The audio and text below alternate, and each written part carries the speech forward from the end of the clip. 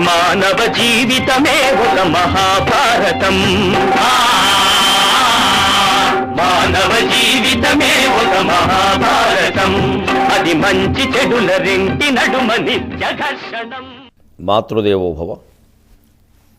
గుండెన్ పీటగా చేసి నీ సుతులనే కూర్చుండగా చేసి, ఆ గుండెన్ ప్రక్కగా చేసి నీ సుతులనే కూర్కొందగా చేజు, నీ గుండెన్ ప్రక్క కుద్రోసి మాట వినినన్ గ్రుడ్లెర్రగా చేయు, ఈ బండల్ వారిన పౌరుషములకు అబ్బా ఎంత క్షోభింతువో, ఈ బండల్ వారిన పౌరుషంబులకు అబ్బా ఎంత క్షోభింతువో. అహంభావం అవమానాన్నైనా సన్మానాన్నైనా రెట్టింపు చేసి చూపిస్తుందనే విషయాన్ని మనకు అవగాహన కావిస్తూ ఉన్న మహాభారత కథాశ్రవణం కోసం ఎదురు చూస్తూ ఉన్న భక్తి టీవీ ప్రేక్షక మహాశయులందరికీ కవి బ్రహ్మ ఉభయ కవి మిత్రుడు తిక్కిన సోమయాజి రచించిన ఆంధ్ర మహాభారతం కర్ణపర్వానికి సాగుతున్న సామాజిక వ్యాఖ్యలో 1273వ భాగానికి స్వాగతం పలుకుతున్నాం. మానవ జీవితమే ఒక మహాభారతం. అది మంచి చెడుల రెంటి నడుమ నిత్య ఘర్షణం. అర్జునుడు తట్టుకోలేనన్ని నిందలు పడుతున్నాయి. అతన్ని పుట్టుకని అవమానించే విధంగా సొంత అన్నగారే మాట్లాడడాన్ని తట్టుకోలేకపోయి కూడా తట్టుకున్నాడు. ఇప్పుడు ఇంకా విసుగెత్తి ఓ మాట అంటున్నాడు. చంపెదనంటి చంపెద విషంపతులందరూ చూచుచుండగా. అన్నగారు ఇన్ని మాటలు ఎందుకు? మీకు కోపం వస్తే ఎన్ని అంటారో మాకు తెలిసిపోతుంది. సరే, నేను మాట్లాడదలుచుకోలేదు. చంపెదనంటి చంపెద విషంపతులందరూ చూచుచుండగా,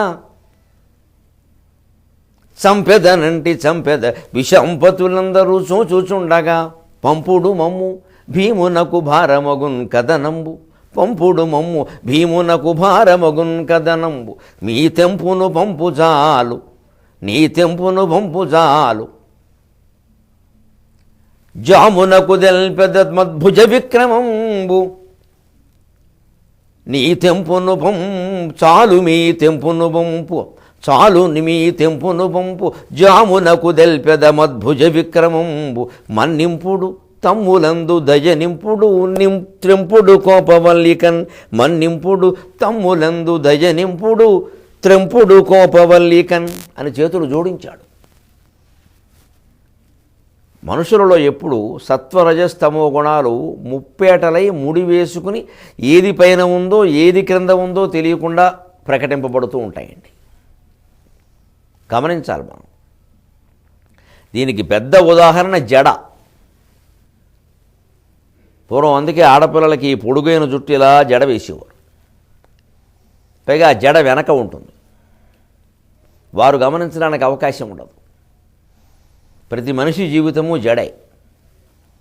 ఆ జడలో 3 పాయలు ఉంటాయి. 3 పాయలుగా విడదీయడం అనేది కొంచెం తేలికే. చింపిరి జుట్టుని కష్టమే. కొబ్బరి రాసి జాగ్రత్తగా దువ్వి 3 పాయలుగా విడదీస్తారు.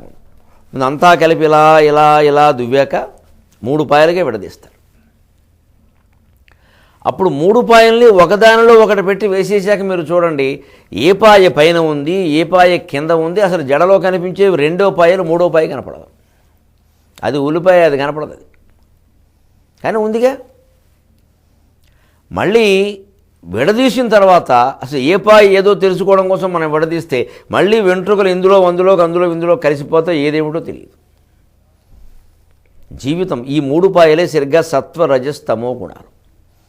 ఇవి స్త్రీకి ఎందుకు వేస్తారు? భగవంతుడు అవకాశం స్త్రీకి ఎందుకు ఇచ్చారు అంటే, స్త్రీ సకారం సత్వగుణం, కింద తావత్తు తమోగుణం, రావత్తు రజోగుణం స్త్రీ. ఈ కారం అమ్మవారి బీజాక్షరం ఐం హ్రీం శ్రీం. అందుకే స్త్రీకే జడ, పురుషుడికి లేదు. ఇంత గొప్ప సంస్కృతి ఉంది మన భౌతికమైన ఒక ఆచారం వెనకాల ఎంత తాత్వికత ఉంది. సరే, ఇవాళ జడ తీసేసాం, గొడవలేదు. మనం గ్రహించుకునే అవకాశమే లేదు. వెనక లేదు, ముందు లేదు. వెనక ఉండవలసిన జడ తీసేసాం, ముందు ఉండవలసిన పైట తీసేసాం. బ్రహ్మాండమైన అభివృద్ధి సాధించాం, సంతోషం. కానీ ఆ జడని అర్థం చేసుకోగలిగితే చూడండి, చింపిరి జుట్టు లాంటి జీవితాన్ని చక్కగా దువ్వి నూనె రాసి 3 పాయలుగా సత్వరజస్తమో గుణాలను అందంగా అల్లగలిగితే జడంత అందంగా ఉంటుంది జీవితం. దానికి చివరి 3 జడగంటలు కూడా పెడతారు, అవి 3. లేకపోతే చింపురు చుట్టే. నువ్వు ఒక్కసారి ఈ సత్వరజస్తమో గుణాల సంబంధమైన దాన్ని ఒక అందంగా అల్లాగ విడదీసే ప్రయత్నం చేస్తే కష్టం. ఇది ఏమిటో గుర్తుపట్టలేదు. ఇప్పుడు ఎంత గొప్పగా సాత్విక ప్రవృత్తికి ప్రతీకైన ధర్మరాజు ఎలా మాట్లాడేస్తున్నాడు. అసలు రజోగుణం కాదు, తమో గుణం కూడా ఆవిర్భవించింది. దీనికి ఆవిర్భవించడం కాదు, ఆవేశించింది. సహజంగా పౌరుషము పరాక్రమము యుద్ధాల్లో గెలిచిన వాడికి తమోగుణం లేకపోగా రజోగుణం కూడా తగ్గించుకుని నింపుడు తమ్ములందు దయ నింపుడు త్రెంపుడు కోపవల్లికన్. ఈ సహనానికి అర్జునుడికి నమస్కారం. బహుశా అభిమన్యుని మరణం ఇతనిలో ఈ సహనాన్ని తెచ్చిపెట్టి ఉంటుంది. ఏ పోయేవాళ్ళు పోయారు, ఇంక దేనికి ఇదంతా, నా కొడుకు పోతే నాకు ఎంత పరిగిందో, కర్ణుడు కొడుకు పోతే కర్ణుడికి అంతే కదా. మనం ఏదో అనుకుంటాం శత్రుత్వం కాబట్టి. ఈ అవమాన సన్మానాలని లేదా సుఖదుఖాలని సమానంగా తీసుకునేది భగవద్గీత వినడం వల్ల కొంత మనస్సులో ప్రవేశించిన అభిమన్యుని మరణంతో తర్వాత 13వ రోజు జరిగింది. ఇది 14, 15, 16, 17, 18. ఇక ఆ తర్వాతలో అర్జునులలో ఇంచుమించు చాలా తాత్వికత బాగా పెరిగిందండి. జీవితంలో కొన్ని పరిణామాలు మనకేనా అంతే. అవేవో చెడ్డవి జీవితంలో జరిగే, వారు దూరం అయ్యారు వీరు దగ్గర అయ్యారు ఏదో అనుకుంటాం, కానీ అంతా మన మంచికే. ఆ మాట అనక్కర్లేదు, అర్థం చేసుకుంటే చాలు.